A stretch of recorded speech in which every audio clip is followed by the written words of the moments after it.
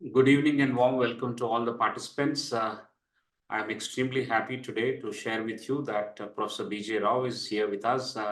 Please join me in welcoming sir. Sir, good evening and welcome to this conversation. Thank you very much. Extremely delighted to have you. In spite of your busy schedule, you managed to give us a slot.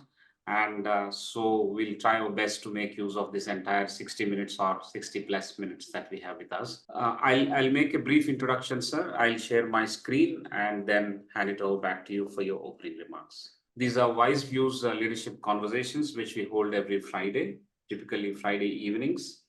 And this is the 138th session. We are delighted to have Professor B.J. Rao talking about how to make ourselves much more interesting.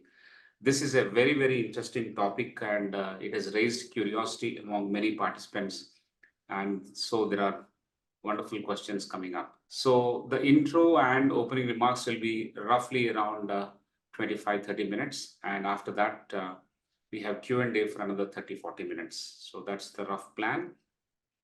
Let me take this opportunity and the privilege to introduce Professor B.J. Rao. Professor B.J. Rao served as Senior Professor, Chair of Biology, Dean Faculty at the ICFAI Tirupati, and he was also associated with the Biology Department at TIFR Mumbai. TIFR 24 years and served as Senior Professor and Chair of Biology Program before moving on to ICFAI Tirupati in 2018. So that's the trajectory.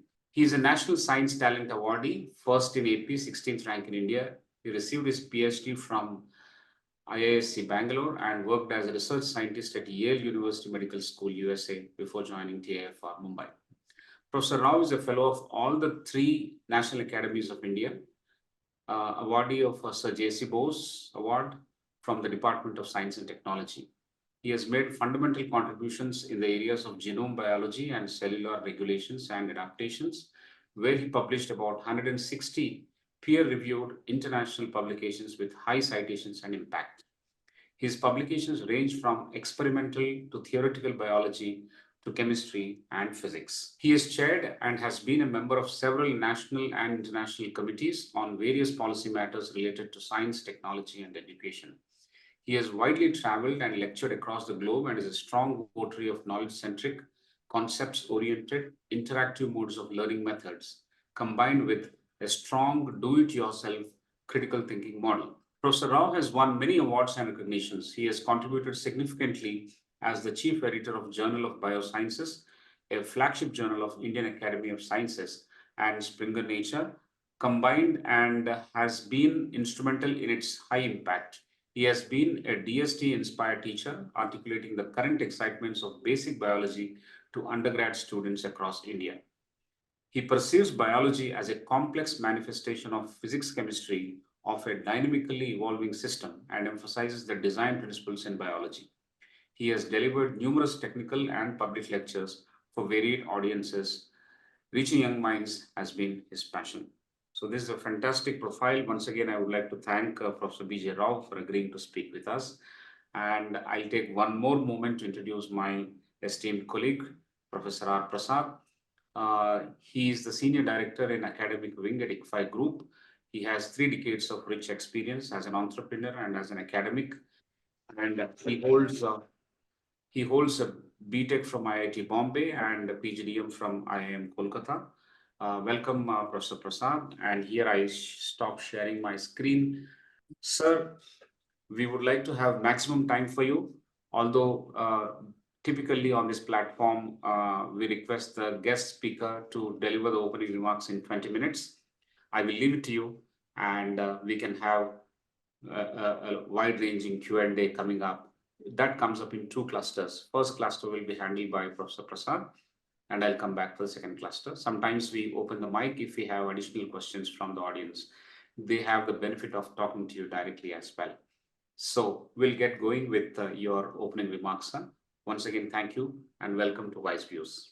Namaste to all of you for sparing time and being with me. I want to applaud ICFAI for this very interesting initiative, and Sudhakar Rao Garu and other members, Prasad Garu and other members, maybe Director ICFAI also, are actually hand-holding this interesting model of WiseViews. I hope my views are wise. All views need not be wise, but I'm sure they'll be interesting enough. I chose the topic I chose because I feel, although this world, this construct is very, very interesting, I somehow do not see enough people, enough commensurate number of people interesting enough in this construct. I'm compelled to give this title that I gave because in this day and age, where a lot of very, very fascinating things are happening, why are people so linear in their thinking? Why are people so physical in their mode of thinking? Really beats me, because times have never been better than what we have today to live on ideas, to test the ideas, maybe fail multiple times, and maybe succeed on one fine day. I think these days compel us to think of new models, new ideas, new efforts to make sure that today is better than yesterday, and tomorrow is going to be better than today. It's very important. All of us have to be extremely optimistic and make our own lives much more interesting, much more, I would say, much more poised for accomplishments, and make our own ecosystems much more profitable for the system at large. I am 67, 68-year-old. I have seen many transitions in this system, from a country which was full of lot of deficits to a country which is roaring to go. So I have seen a full cycle. So in this experiential field that I am in, I strongly believe that we are going through the best times now. And these best times demand from us that we be journeying ourselves in out-of-box modes. Now, let me elaborate. I don't want to talk too many details in this talk, but I certainly want to make a few points. I will probably give my introductory remarks in about 20-25 minutes. And I'm much more interested in Q&A sessions that follow, because Q&A gives me a lot of food for thought, which is what I'm craving for. Now, the construct that we are part of, the world, India, the world, and the universe, is a fascinating construct in which we know pretty much very important details in great details, very important things in great details. We know how the whole thing is constructed. We know how the heterogeneity in the construct is very important for its sustenance as well as survival. And we know how technology can be harnessed. We also know how natural intelligence is very important. And we are at a crossroad of multiple opposites coming together and making this whole process extremely colorful and interesting. I have to elaborate this. Looking at our own lives, we seem to be leading extremely non-linear process of living. Nothing goes as expected. And the society we are living in have tremendous opportunities as well as tremendous challenges in multiple fields. The country we are in has also very important challenges as well as opportunities. India especially is at a very strategic advantage. In terms of demography, we have a lot of young people, aspirational people, and very talented people too. And we are adding a lot of resources to this talent pool. If we can train our talent pool very, very well for tomorrow, we would be a very, very strong asset for the rest of the world in the years to come. And if we do it properly, without making too many mistakes, we are sure to become a developed nation. Those possibilities are very much glaring at us. Now, are we generating enough number of interesting citizenry in our country? Are we generating citizens who can think ab initio, on their own? Can they solve problems on their own without mimicking other models? Can they generate some fundamental problems and solve them? Can we discover a Gautam Buddha in our ecosystem now? Can we discover SN Bose, JC Bose's, Ramanujams now? Can we bring in equitability in our system with intelligent planning? Can we do gender justice with efficient mechanisms? These are all important challenges, and we have to solve them. We can only solve them if our thinking models are ab initio. Thinking models are somewhat out of box, innovative, and interesting enough. If I ask some of these questions to myself, I tend to feel that we are in a race for imitating the West somewhat blindly and get there too fast. We seem to have lost the habit of asking tough questions, which our pre-independent India was doing. We had a lot more thinkers. We had a lot more eminence in our society when we went through the pre-independent India. The passion, the junoon to do things independently without depending on the white person was a lot more then than now. J.C. Bose discovered innovative things which he missed in the Nobel race. S.N. Bose, C.V. Ramanujans did outstanding things. Somehow in the current days, people have lost that junoon to do things on their own and be the first in the race. I do not know why this defeatistic attitude has come into our population. Most of the population I interact with talk about money, talk about cushy jobs, talk about building some good houses, buying expensive things, traveling all around the world. And you can see our politics as a reflection of very low-level operation. As a country, we have produced the highest thought force. We are the only culture which said Vasudhaiva Kutumbakam. That's the highest thought. We are the only culture which said creator and the creation is one and the same. We are the only culture that saw the zenith of bhakti in one's daily lives. This is the only culture which actually experienced the real God. In every part of the country, there were high hitting points. We were then probably 20%, 30% global GDP in our country. Then why did we not continue this? And one simple answer people give is we got invaded. We lost our direction. We became this, we became that, etc., etc. That might be true. But the real core should have quickly propelled us into a discovery mode society. That didn't happen. We became very, very deprived, both in physical terms as well as in mental terms. And we became extremely servile. We lost some sheen, some deep sheen from us. I think we should come out of that. And we should be constantly explorative in our thought processes. Never follow the rut, and that rut following habit is continuing whole life in most of our citizens. This actually bothers me. That's why I chose the topic I chose. To me, the whole focus on the physical part of this existence, me, mine, my resources, my house, my richness, this is the physical thing. There is very little that actually deeply satisfies you in the physical realm of thinking. What one really satisfies a person who is living and kicking very well is to think about something that is less physical, something that is not just linear, something that actually triggers us to very new day every day, identify the problems and try to look at solutions in a different way, in a different framework, and try to understand how we should constantly stay away from routine, humdrum thinking modes. I see a lot of young people these days in our society who are constantly running after physical things. I hardly meet a person who wants to do something fundamentally important for the society. This bothers me. In yesteryears, let's say 10, 20, 30 years ago, society didn't have sheen, but society had people who were original in their thinking. As we became more affluent, as technology crept in, as we started looking at the world by traveling, by other mechanisms, we were inundated by the rest of the world. My talk is mostly India-centric. I don't have to be India-centric. This is more or less true in other countries also. I want to meet a person every day who talks about something so fundamental that we should say, aha, this is so important. We don't meet them now anymore. Students, I don't see real hunger in the students, hunger for knowledge. The kick to understand something in totality, that particular zeal I don't see. And in the process, what we find is people who are routinely chasing dreams. Some of them are meeting their dreams, most don't.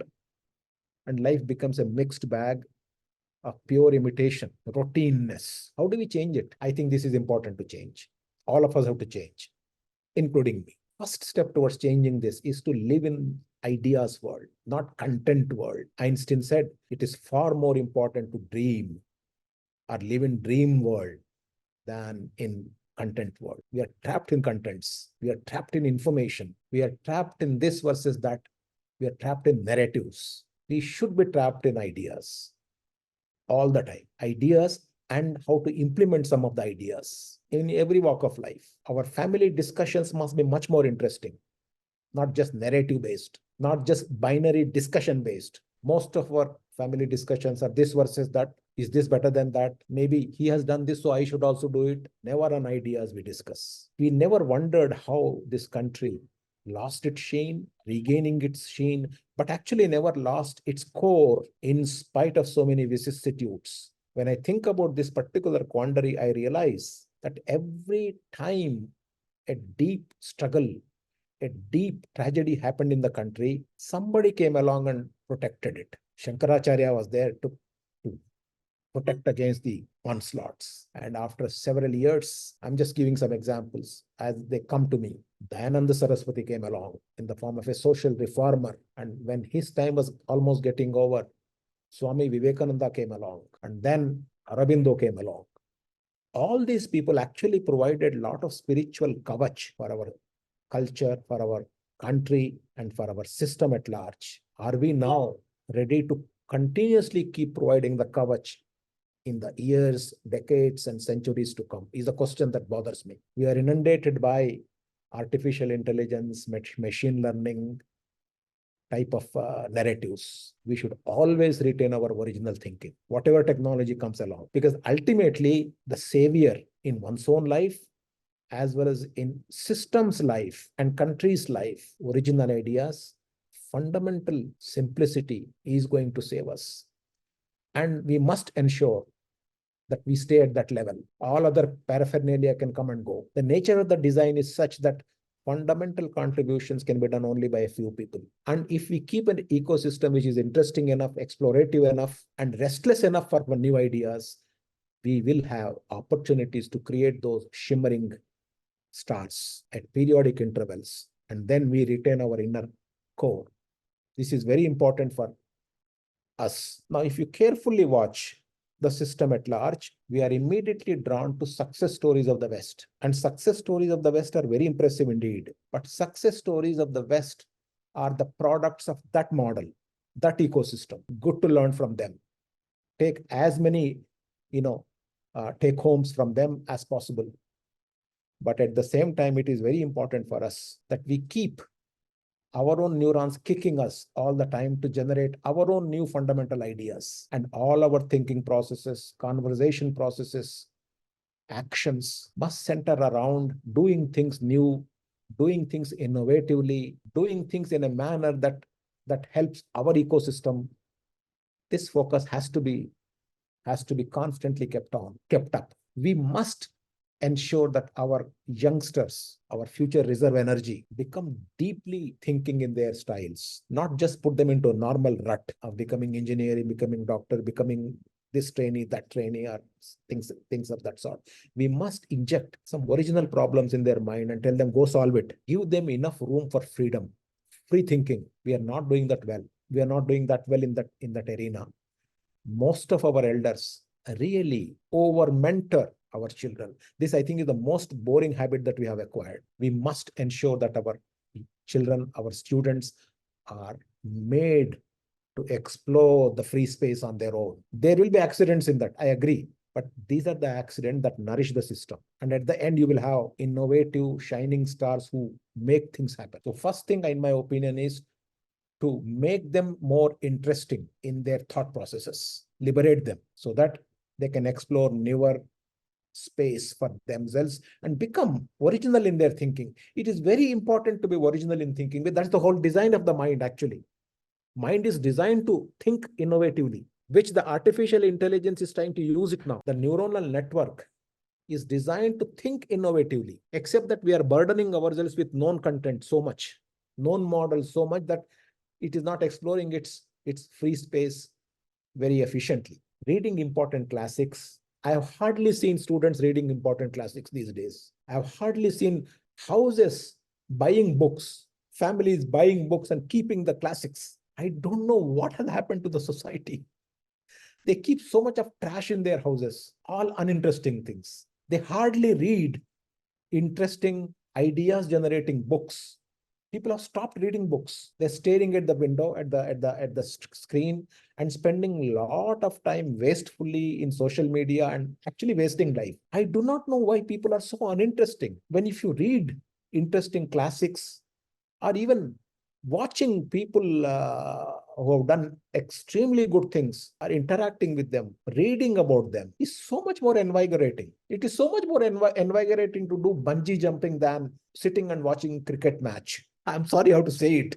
Simply, going into forests and spending few hours, simply sitting under the sky and looking at the stars and wondering about how this whole thing has happened is much more interesting than watching some silly thing or spending times on silly conversations. Why are we not discovering ourselves? This bothers me. And to discover yourself, you need to spend time with yourself alone. That's not happening. Shut down all the gadgets that you have around you or with you.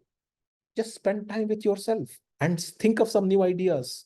Think of some new things that people are doing even now. I think that way we will get ignited and tend to do certain things which may yield beautiful results. If not results, I think our minds will be happier in that zone rather than watching some silly political debate. Reading beautiful classic in poetry, for example, or listening to some ghazals often enough gives us a lot of inner strength. And I hardly see young people doing all this. So I tend to feel that we have somewhere missed out looking at life, looking at ourselves in the right perspective. And we have quickly jumped into the technology race or technology zone without actually discovering ourselves. So you become wedded, you become trapped in the technology zone without really realizing who you are. So this kind of trapped lives, which hasn't given you an opportunity to look at yourself, is actually quite a tragedy in this framework. I don't want to sound very harsh. There are so many beautiful things happening, but I see that many hidden potentials are not getting realized because of this, uninteresting, uninnovative ways of living our lives. I can give multiple examples as to how all of us, most of us, just spend away our lives without achieving anything or without even trying to achieve anything significant. The other day, I heard a lecture by Richard Roberts, a Nobel laureate in University of Hyderabad. And he said, I was a mathematician in my mind. He also said, I was a detective in my mind. He wanted to become a mathematician. He wanted to become a detective, crime detective. And finally, he became a biologist because one or two problems actually excited him. He said, I find this is so fascinating how to go and solve it. That's how he ended up becoming a biologist. These are all purely interest-driven processes. Wanted to become this. After some time, he lost interest in that, become something else. Finally, he latched onto something. These are all completely purely interest-driven. Nobody's telling him. He also said, if somebody had told me do biology, I would not have done it. I wouldn't do anything because somebody is saying so. I would do only if something interests me. And that something interested him, and sheer interest and passion drives a person towards innovation, towards discovery. He discovered many things. He got a Nobel. He became a Nobel laureate. How many of us in our society do things which dearly excite them? Very small percentage. Most of us do what we do is because there is a laid out track. A leads to B, B leads to C, C leads to D, because in our track, that's how it happens. In our ecosystem, we have generated very few individuals who actually decide their life trajectory purely based on their passion. Whereas our culture, to begin with, few thousand years ago, was a creative culture, creative mind. Now we are a imitative mind, largely imitative mind. This transition we have to undo by making, in my opinion, two important changes. And the two important changes I tell my students almost every day is, don't look at ourselves as just physical beings. The moment you become physical, then you chase one or two or three things. And when you get those things, you're satisfied. So don't look at it as a physical race. This whole thing is not simply physical. It is much more deeper than physical. And you have to discover what that is. Nobody will tell you. So don't simply be physical in your approaches. Second thing, do not follow a linear path. Even if it is well laid out for you, follow a non-linear path where you can discover new things. In fact, the entire design is non-linear to begin with. Entire operation of the universe is sustained by non-linear processes.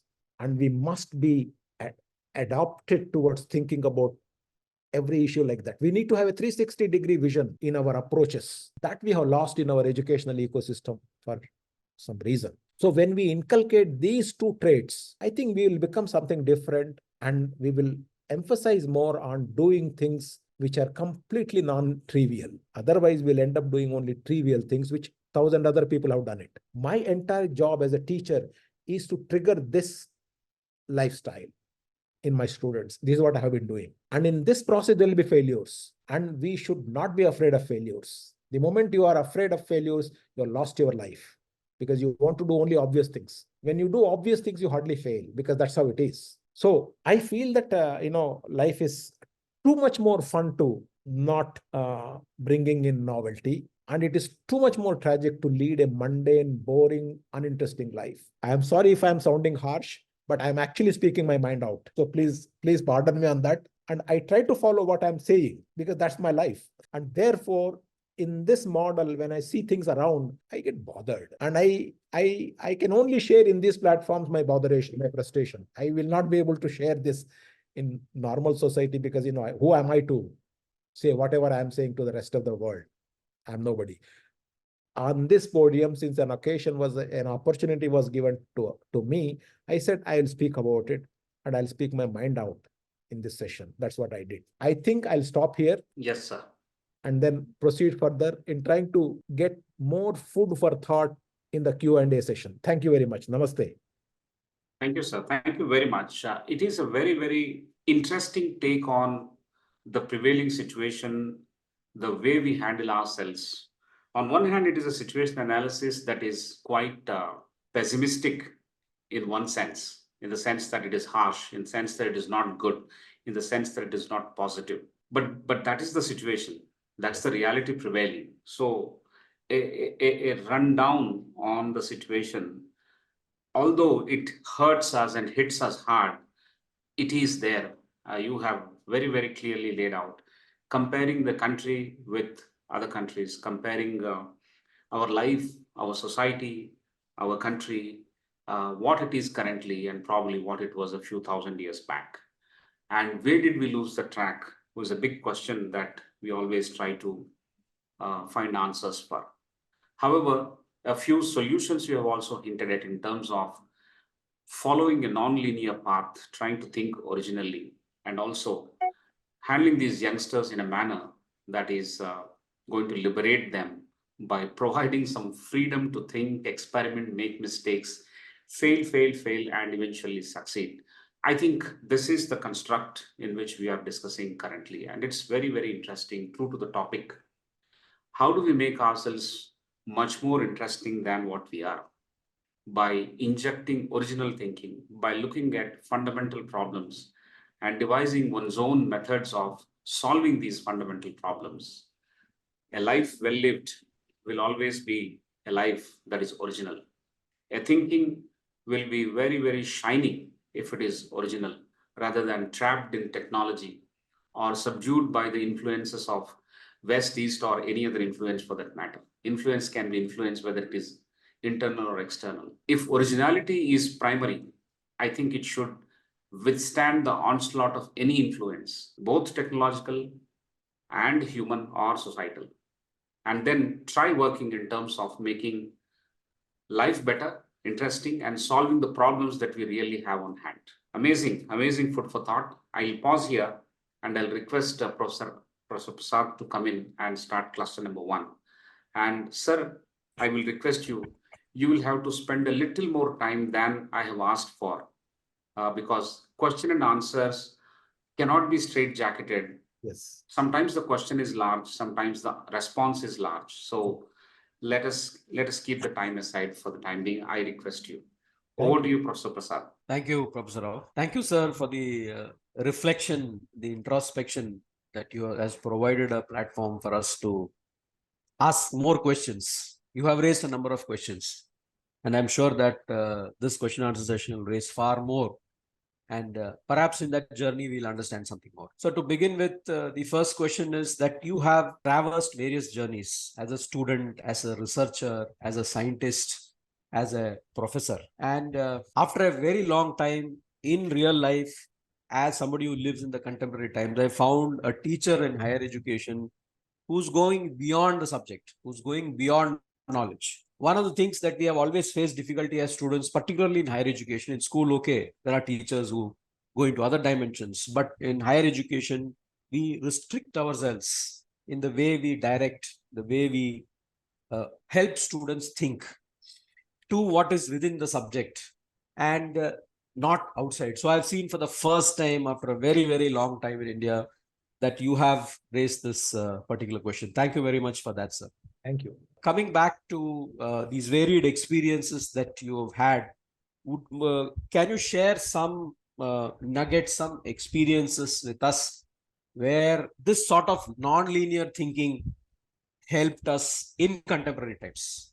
Yeah, this is a very fascinating question. When I was growing up as a student and when I joined college and started learning some serious things and I started doing research on my own, I constantly wondered, how is that all or most discoveries are made in West and very few original discoveries are made in India? Although I know, I was fully convinced that Indian culture is entirely creative culture. How is that we are facing this anomaly? This question was deeply bothering me. Societal context put aside, we didn't have this money, that's all okay. Original minds don't need too much money, by the way. Original thinking is a process which doesn't require too many resources. It requires a mind ecosystem. What I learned very early on in my childhood was that all our education is given without contextualizing it. This is the greatest tragedy that we have in our educational ecosystem. We learn a lot of things in the classroom, in the coaching centers, in the tuition classes. None of this is made contextual. No student will know, oh, I've learned this today. This theory of sociology, they never contextualize. In society, can they, the student doesn't contextualize it because the student himself or herself also didn't get this idea that everything that I'm learning must have a context. This mobile is working. What is the physics behind it? What is the chemistry behind it that actually put this whole device together into a marvelous device? Unless my knowledge can contextualize this invention, I will not be able to appreciate. So all our learning is dry learning. Somebody told it's good. I accept it and I feel I have learned. In the Western system, the education is completely contextual. They contextualize the entire knowledge. In our day-to-day life, we see so much of chemistry, but nobody's connecting it. So much of physics, so much of computation, but we don't volitionally, actively contextualize it. So our learning is at a different planet and we live on a different planet. So these are two different planets. Therefore, we will not be able to deeply appreciate our own knowledge, our own learning. It never becomes a knowledge. It stays as a content, as information that you regurgitate out. This was the business that's happening. So the whole enterprise was completely faulty, in my opinion. This actually is the winning formula in the West. They don't learn too much in the schools and colleges. Whatever they learn, they'll contextualize it. That gives them ab initio thinking abilities. Even if you have not learned everything in the textbook, you have learned to create your own thinking in a manner that you will be able to quickly appreciate the other thing that you have not read. This is very important in our society.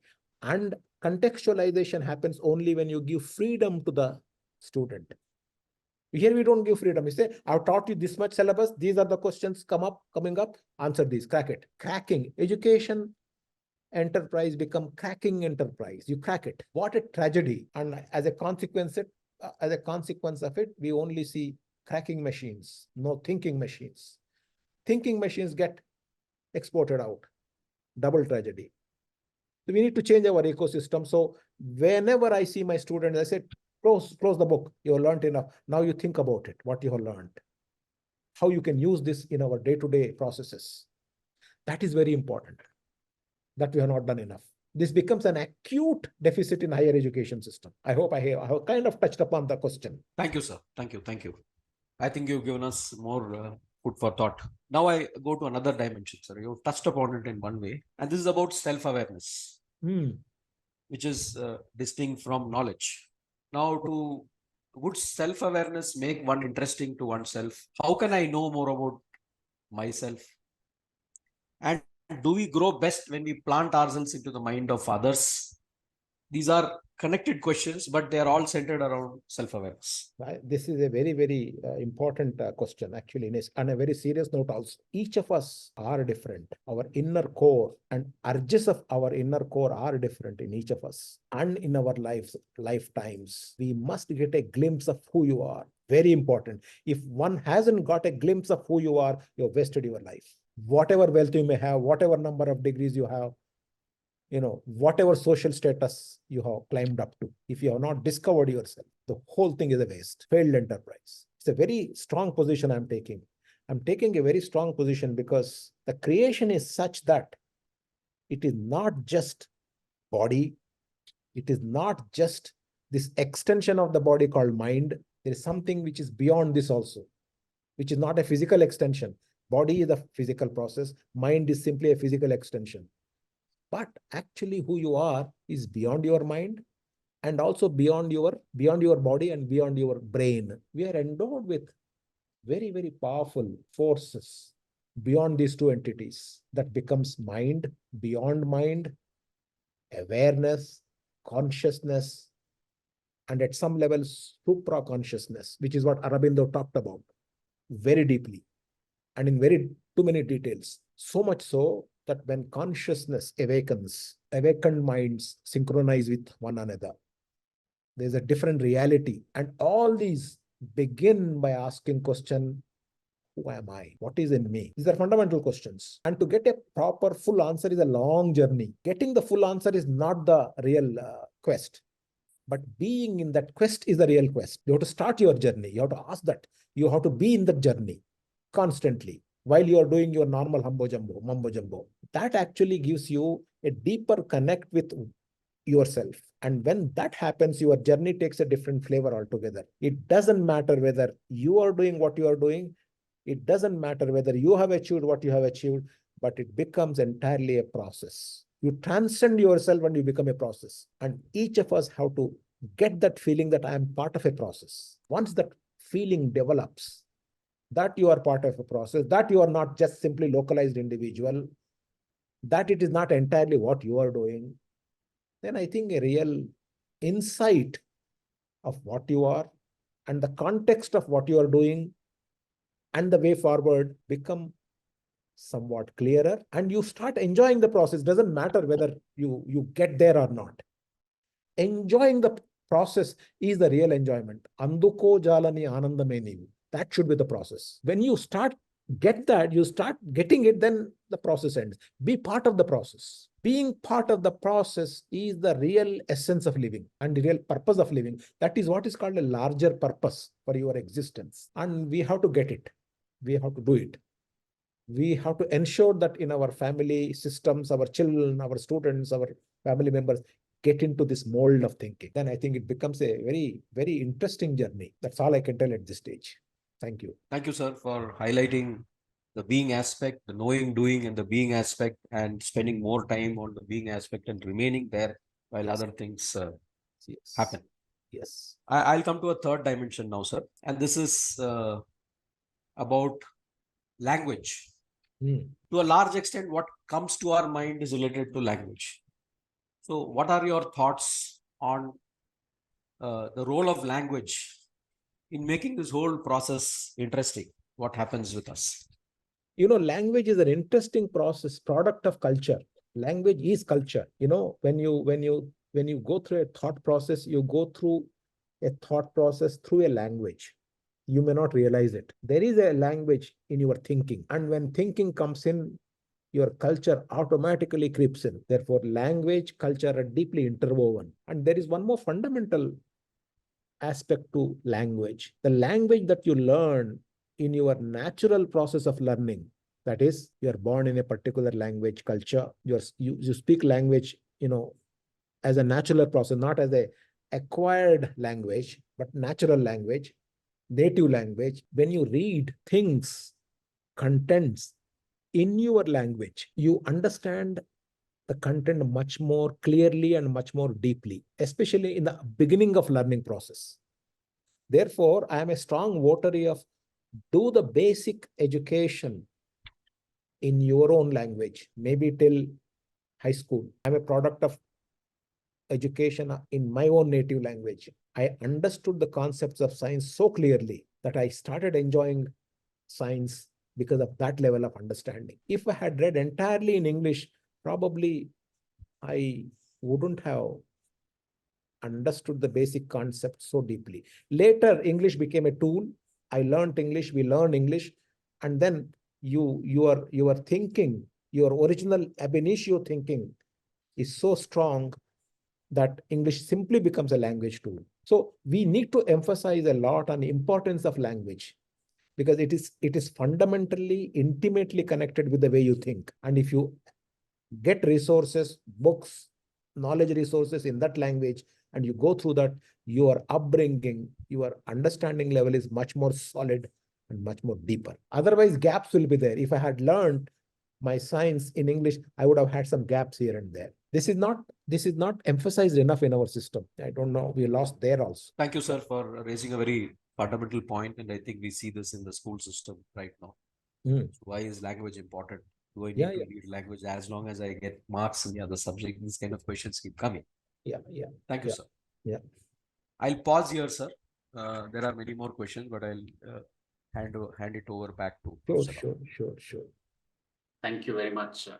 Sir, it looks like we will have more discussion on this, in the sense that there's a lot to learn from this for us. Yes. There's a lot to introspect and there's a lot to act upon. At this stage, I want to acknowledge all the members who have joined on the screen from various walks of life, like education, entrepreneurship, technology, finance, business, civil society, war veterans. All these people have joined. I can see their names and recognize most of them.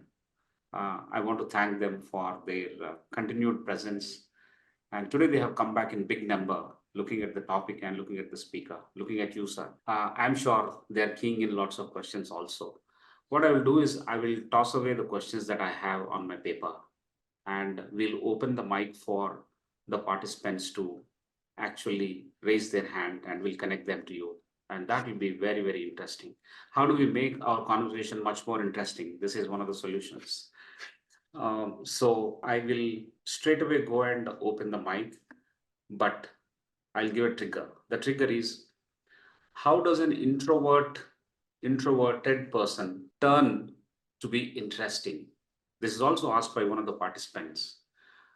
The notion and the idea of the notion is that introverts don't communicate and don't express themselves. So how will they make an interesting sense of themselves to others?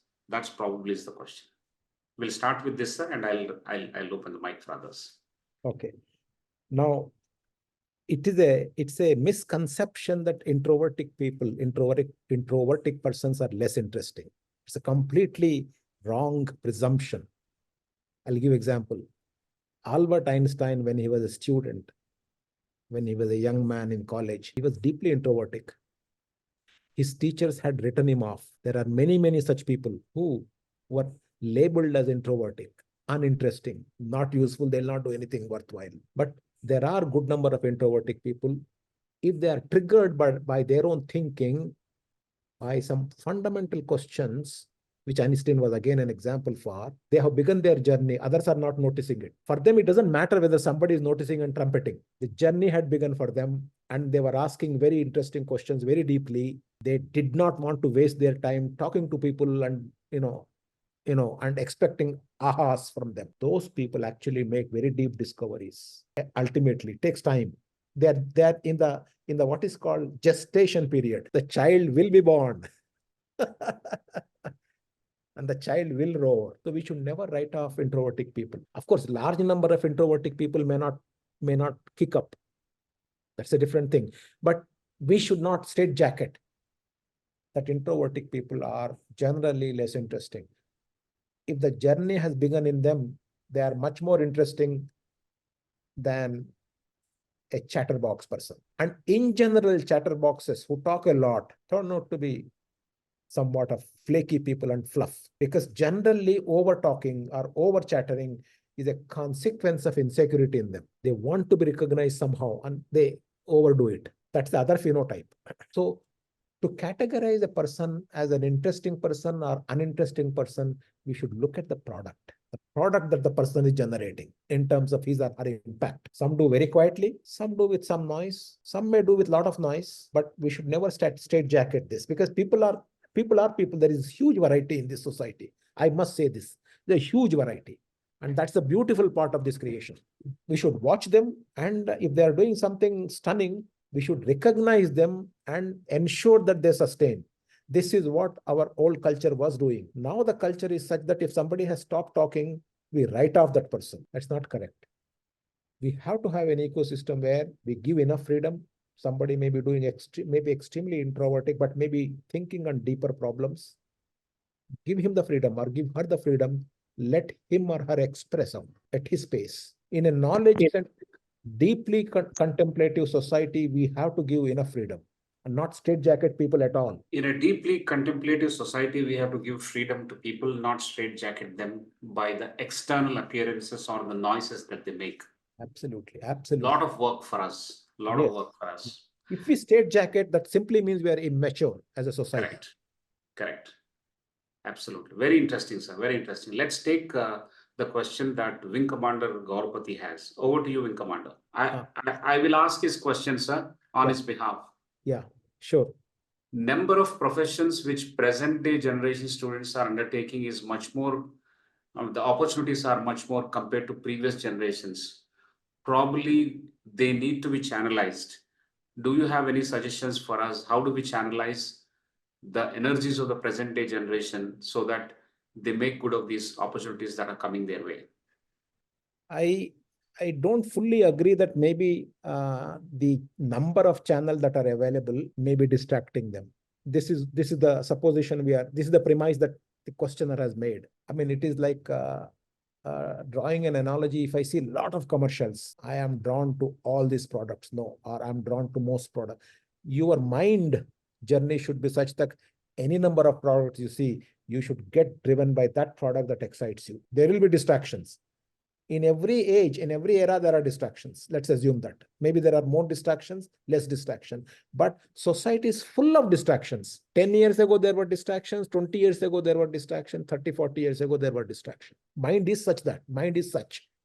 Mind is always a monkey. But we need to train our mind in such a manner that in whichever era we live, whatever is the magnitude of distractions, we should be buzzed about our fundamental ideas. I'm a musician, I'm buzzed about creating ragas. I'm a painter, buzzed about creating interesting designs.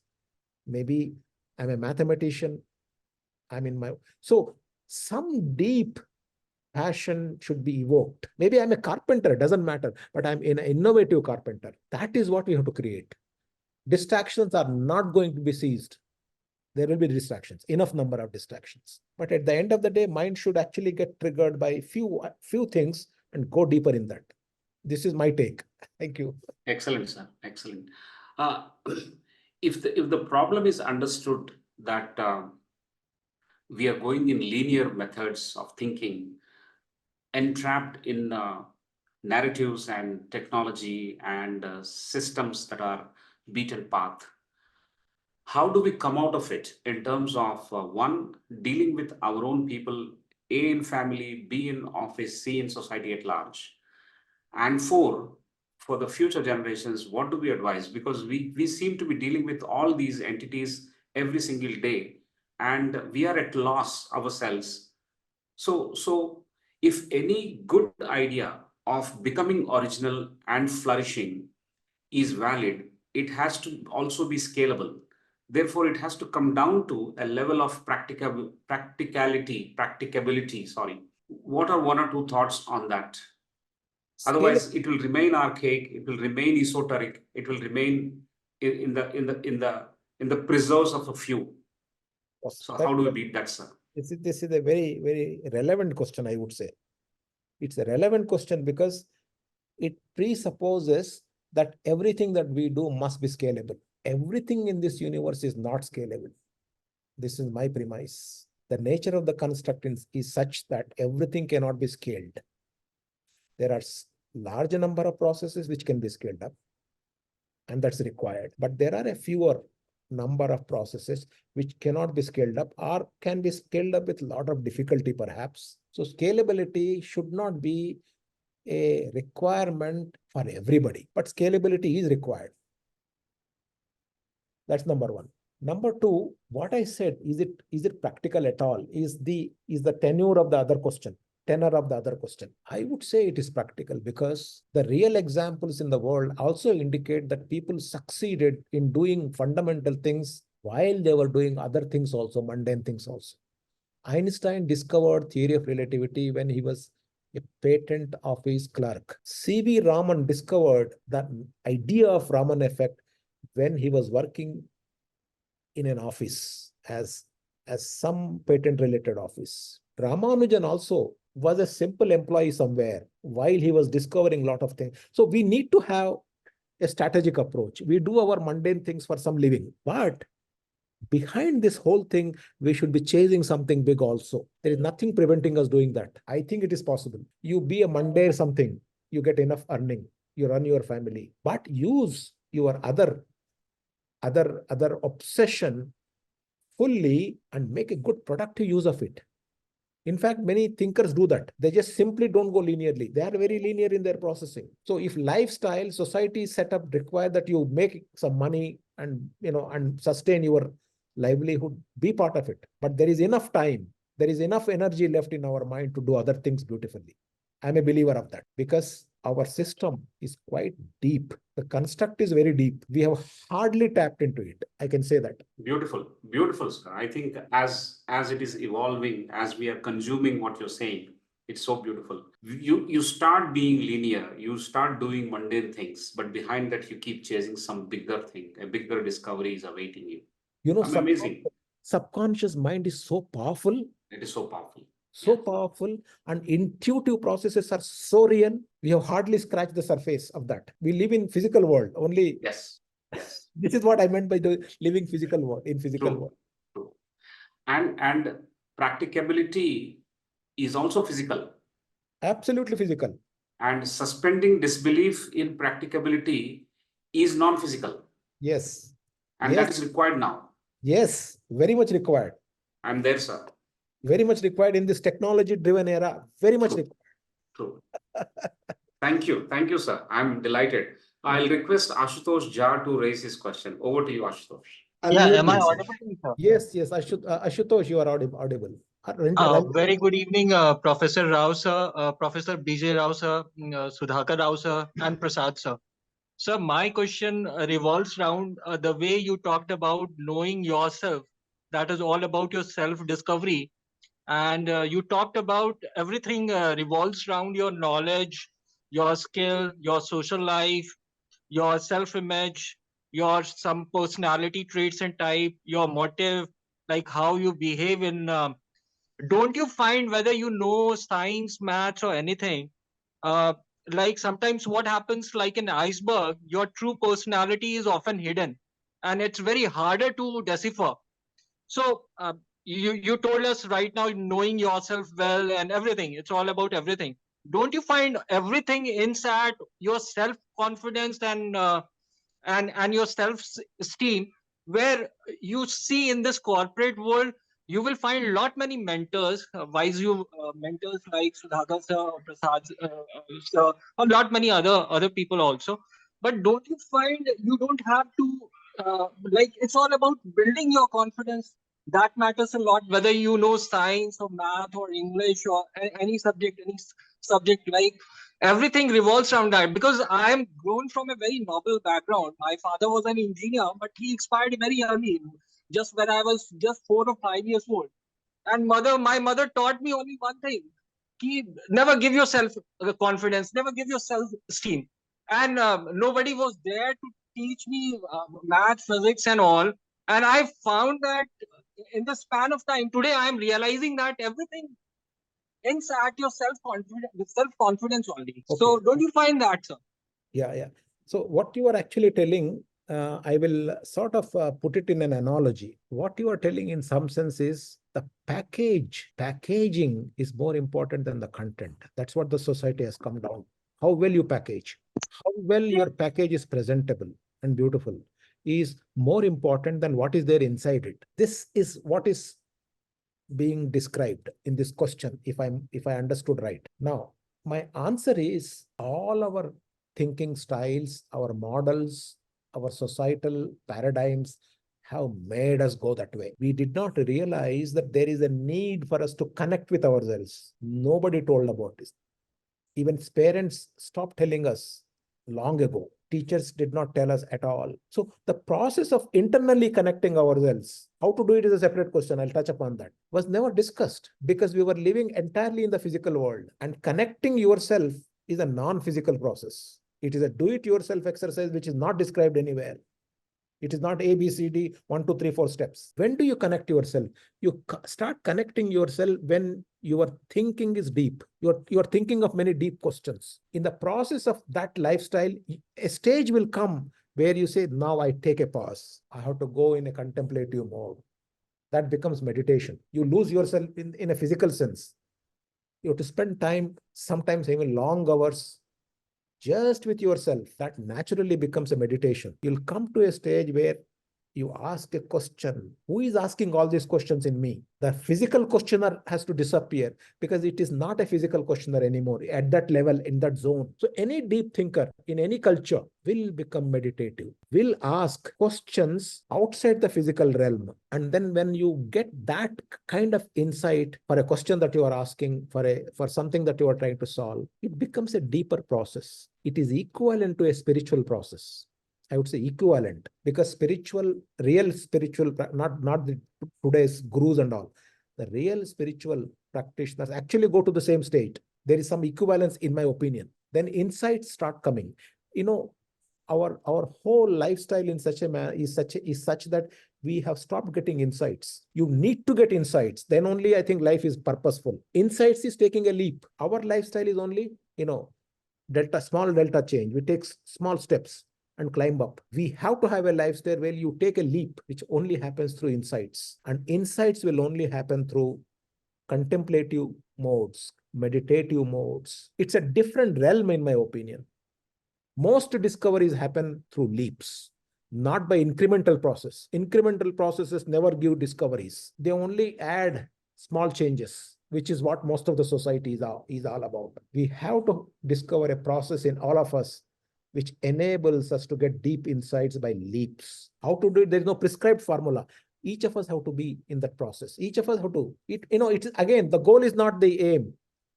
Just getting into that process is the best thing to happen. It is not a reaching point that matters. It is a process that matters. And when you are in that process, some of these queries will get melted away. I think applicability, scalability, etc. are societal, physical world related worries that, somebody has done something great, it should be scalable, is a physical societal worry. Our worry, it's a worry that we have created on ourselves. Nature doesn't go that way. Nature is completely non-linear. If there is a shining star here, it does not presuppose there should be a shining star there also. There may be a barren land, shining star there, and total barrenness, and somewhere else there may be another shining star. We should be ready for that construct. And in fact, the whole construct is like that. So scalability is important for some interesting societal, mundane, but important processes. Everything need not be scalable. Great. Thank you very much, sir. Very, very deep once again. I'll now request Mr. Ranjan Sahu, who lives right opposite University of Hyderabad. Sir, with your talk, which is away from the routine thinking and which is interesting, and you have made a very good point, bringing us back to the essence of being human, because it is the thinking ability what has thrived us being a creation. And I would like to know, like recently, can you give one or two examples in the last 1 or 2 decades, 1 or 2 examples of original thinkers and how they have impacted our surrounding? That's my question. Oh, I can give you more. Mahatma Gandhi was an original thinker. Swami Vivekananda was an original thinker. Michael Faraday was an original thinker. Bill Gates is an original thinker, right? I can give many more, if you start recalling. These are the people who actually charted out their own models. Mahatma Gandhi realized that we are in a complex society, which is extremely unendowed with resources, and we are in shackles under a foreign power. And when he went through South African experience, he decided I have to do something for my country and liberate it from the shackles. And he invented a beautiful model called nonviolence. And he implemented it in the country against all odds, nonviolence and truth. It's a beautiful model in that context. I don't argue that it is the same model that applies to all times. So he awakened the whole complex society into one theme. In Salt Satyagraha, everyone was beaten. Nobody rebelled. That was a model. You can see it. It's a model that he invented, a creative model which gave us freedom ultimately. Of course, other situations also contributed, but that model actually worked. It was a prolonged model. And he felt that was the only model that was appropriate in those times. You don't have to see the results immediately in your lifetime. Sometimes the models work very late. The idea is to start the process. Don't crave for the end result. Sir, if I can intervene, can you give some example of last 1 or 2 decades so that we can directly link, or somebody who is living now? This is my problem. Actually, we may be deviating from the ecosystem in such a manner that original thinkers may not be coming to light. This is my worry also. And that is the reason why I gave this topic. In science and technology, I have seen enough people, but not in real society, especially in the West. I have visited most of the Western, I have seen people who are original. In India also, I have seen good number of original thinkers in science and technology, but not in other walks of life. It's because I may not have sampled other walks of life. That's possible. I have seen some spiritual seekers in my framework, but it is clear to me that society is not looking at them as role models. Society is looking at very rich and famous, big and beautiful people as role models. That may not be entirely right trajectory in the long run. This is my theme. This is my thesis. We should have non-linear thinking. That's why I'm emphasizing on that. Great. Yeah. Thank you, sir. Thank you. I think there's no point conducting this conversation in a manner that on an average, there are 4 minutes for a Q and 4 minutes or 2 minutes for an answer. It doesn't work like that. So that's the reason I'm pausing. I'm allowing the person to respond and intervene. One question understood in a great detail with conviction is good enough for all of us. So that's the target. And of course, we can't keep going on and on. So we'll have to draw a line somewhere, which I will do a little later. I'll just interject here. One Yes. small. My purpose is not to really answer every question. That's not my purpose. My purpose is to trigger some other thought processes so that you yourself can explore or find a proper answer or realize that my answer is partially correct, etc. The big thing is to start a process. Great. Not to catch an object and say, ha, I got it. Excellent. Very clear, sir. Very clear. I think this session would have more questions like any great session, and some of the answers that we try and attempt to get there, but at least we record the questions. So what I'll do now, sir, is I'll just read out some questions that are given in the box. While the session was going on, a few people have keyed in a few questions, and they are not there now to ask their question. They have dedicated this to this country. So let me ask the question on their behalf. It's been found that many forms of social media have proven addictive due to instant gratification. Do you have any recommendations for people to start putting down their devices and pursuing self though instead? So that is one question. Other one is, it's been observed that a lot of the younger generation may be experiencing high levels of stress, with some having no ambition or motivation.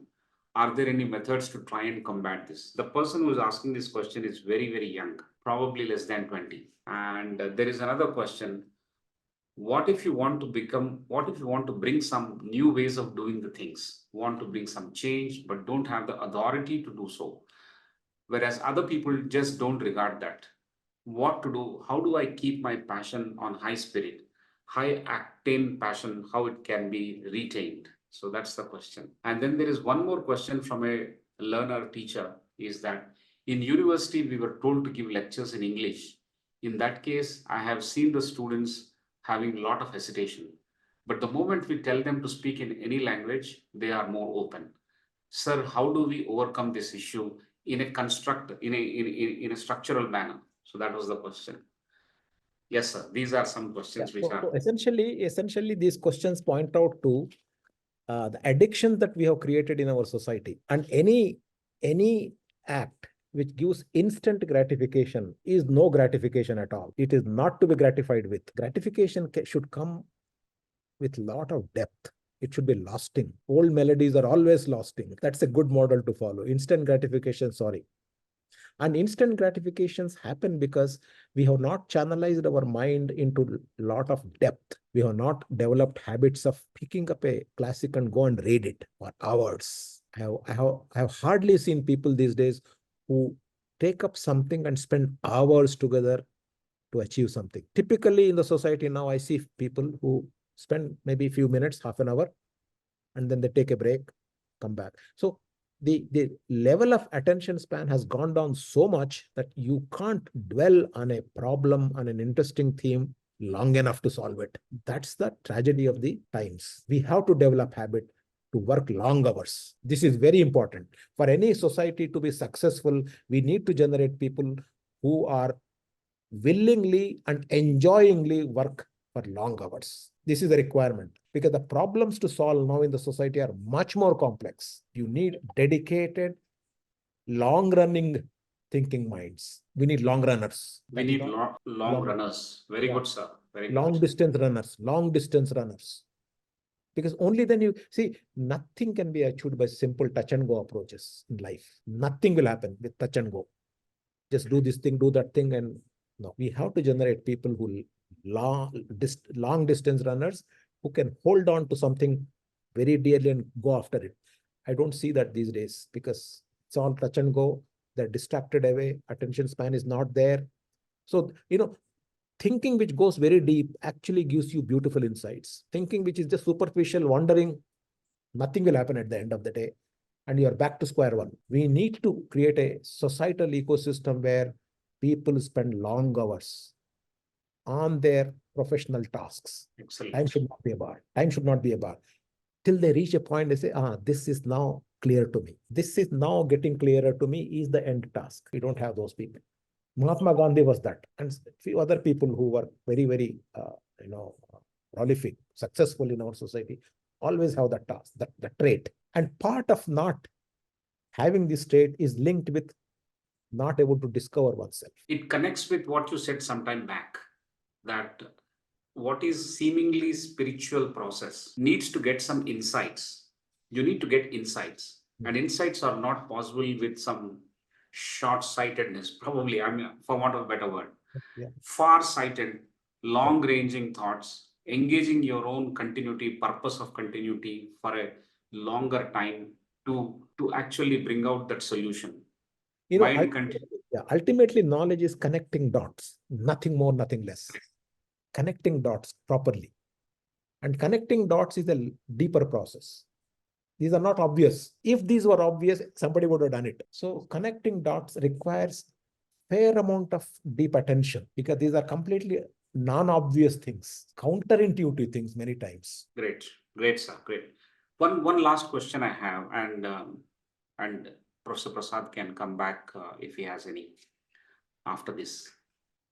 I keep going back to these simpler things or trying to make things simpler. What is your advice based on this premise, based on this situation, based on this reading and insight? What is your advice to leaders at different levels of, say, somebody working in a corporate setup, somebody working in an academic setup, and at a family level? Supposing we take 3 leaders, everyone is a leader. So at 3 different situations, is there any advice that we can get from you based on the points that we have discussed and agreed upon? One straight advice: spend time with yourself. Talk to yourself every day. Talk to yourself cogently, pointedly, and start developing that connection with yourself. This has very, very powerful possibility of doing miracles for you. It is important for youngsters even now to spend time with themselves. Throw away gadgets for some few hours. Nothing is going to happen. No world is going to drown. Just disconnect and go deeper thinking about some aspects. I'm not suggesting be lazy about it. No. I'm not suggesting be dreamy about some nonsensical things. No. I'm suggesting take a problem or a theme that is bothering you spend time on it deeply, solitarily, without getting distracted. This is the theme essentially of all my, that's all I'm saying. That starts bringing in a lot of differences in your style and in your ecosystem also. Your family members also align with you. It brings a very nice culture in the family. Otherwise, there will be a lot of blabber going all around. Very interesting, sir. Very interesting. Solitary reaper of a different kind. Yes, yes, yes. Disconnect with gadgets and connect with yourself. With yourself, yes. Try and talk to yourself cogently. Cogently, yeah. Very powerful, very powerful. I will take those things. Bhaskar Mukherjee wanted to ask you a question, sir. Kindly. Yeah, very good evening to Professor BJ Rao, Professor Sudhakar Rao, and Professor Prasad. Professor Rao, I just wanted to know, I mean, in this intensive, world of data-centric organization level presentations, I mean, I since childhood, I've been very fascinated by stories, interesting stories. I mean, the ones. Now, when I want to fixate my client, I mean, I want them to be fixated to me. I mean, these are mundane data points. I mean, you touched upon that machine learning models. I mean, machine learning models are like, a series of codes and everything. So can we encapsulate that in a story format, giving small anecdotes, I mean, maybe some interpersonal, some small, kind of things, so that, we make it a little more interesting rather than just a, simple computer program, like a computer generating a program. We are human beings. We are storytellers, basically. So I want to be I just wanted to know from you, how can we be storytellers where the client is interested about our story rather than just my machine learning model? Yeah, Thank you, sir. Very good question. The construct is designed in such a manner that we do get a lot of data in any process. Any process that you study and acquire information from will generate a lot of data. Let it be atmospheric changes, let it be genome changes, or let it be, internet networks, or financial market, or astronomical changes, yeah, or computational changes, neuronal changes. These are all examples of lot of data-driven processes. In all these processes, we have been emphasizing only on the data part. Capture the data, using the data, you train the machines, retrain it, simulate it, and you get output. This has been the business. But we have not contextualized it. In the atmosphere, there is so much data. We have not been able to tell the normal common public in a story form, how a small change in one part of the world can trigger avalanches in some other parts of the world. There are data-driven models for it. That's how we are able to predict cyclones much more efficiently. So data science people should actually connect to the real world stories of how India is able to predict cyclonic incomings much more accurately, completely data-driven. So this is context now. You are giving contextualization.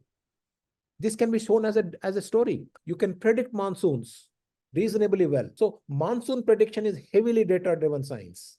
Cyclone prediction is heavily data-driven science. Genetic disease prediction is a heavily data-driven science. So if you give contextualization in the form of stories and connect it to data science, people will understand it. They say, oh, this is all because of data. I didn't even know about it. People say, oh, data is only for machines. I thought data is for us, for our living world. We have not made stories out of it. I think we should make stories. I just gave some examples. In fact, Big Bang, origin of the universe, is a data science, and there is data available for it. How the whole universe arose after that few, nanoseconds. So we have not contextualized data science into real world examples. There are plenty of those. Great. Financial market crashing is also a data science. Models are available. Suddenly people lose money, several thousands of crores. And data is an indication of that. So at least in some small settings, one can create real world stories from data science, is what I'm saying. I can give you one more example, beautiful example. Using artificial intelligence, disease diagnosis has become very, very efficient. Human doctors will make a lot of errors, but if artificial intelligence tool is employed for given set of patient conditions, that tool predicts disease diagnosis much more accurately. Plenty of examples. I hope I made my point. Yes, sir. Yes, sir. Sufficiently clear. Thank you very much, sir. Contextualize data science and relate it to the real world problems, then we have it on our hands. Super. I think some of the people, some lesser mortals like us, we try and create interesting case studies where we are trying to connect data points to a context and then trying to help leaders grow based on that simulation. But there are far more interesting methods which one should always attempt every now and then, which I think this world has not attempted much. Converting this into stories is a good tool, is a good method in any format, audiovisual or oral or game, anything. But I think stories can be created out of I'll these. give one example, please. Can I give one example? Ramakrishna Paramahamsa told a parable in his time. And the parable goes like this. If there is a thorn in one foot, you use another thorn and take off the first thorn. But at the end of this, you throw away both the thorns. This is a very telling story. In the physical world, you try to use one tool to remove the other tool. But to get deeper inside, you have to throw away the tools. You have to be yourself. Thorns are important. Some create pain, some help. Essentially, it's an interesting story where there is a problem, but you remove the problem to another tool, but don't cling on to any at the end of it. Be free of it. This story actually told me a lot. I read this story very early on in my life, and this stuck to me very indelibly. The take homes of this, the implications of this story. So storytelling is an important human exercise. Lasting impact happens. Great, sir. Great. Thank you very much. Uh, may I request Professor Prasad, he has got any question to take at this point in time? Yes, sir. I think educational institutions have an important role to play in creating that space and trying to develop human before they go into the factory mode of earning their learning livelihoods.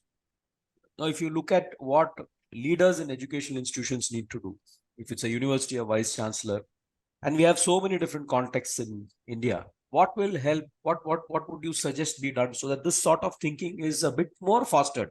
Another 5%, another 10%. What can be done? I actually tell in my lectures when I'm dealing with education is the following. We have a toolkit called education where we go to a classroom, we listen to a teacher, we read a book, we acquire certain content, certain knowledge, and we claim ourselves as educated to a degree, a piece of paper. But real education begins when you start thinking on your own. So education comes in the way of education, actually, because education traps you in certain mold of thinking. If Einstein is trapped in an educated model, he will only get a degree and a job. He will not be able to invent something new which others have not done it. So education comes in the way of real education. What is real education? Real education is to liberate yourself, do something innovative, new. That's the whole purpose of education. Unfortunately, the whole education ecosystem has become a large enterprise where you generate certain skills, certain degrees are given, and we put that chapa and say, now you can get a job. The original trigger for education was, what is this universe is all made of? How did certain things happen? Why don't they happen some other way? This is inquiry-driven process. Inquiry-driven process, curiosity gave rise to certain knowledge content, which we trap them into a box and say, this is education, take it. Let the box happen, let us give degrees, let us give job, that's okay. But we should not lose track of the real purpose of education. And the real purpose of education is to generate fearless minds who actually go and do things on their own without getting trapped and actually contribute very fundamental things for the system and society. We should not lose track of that. Thank you, sir.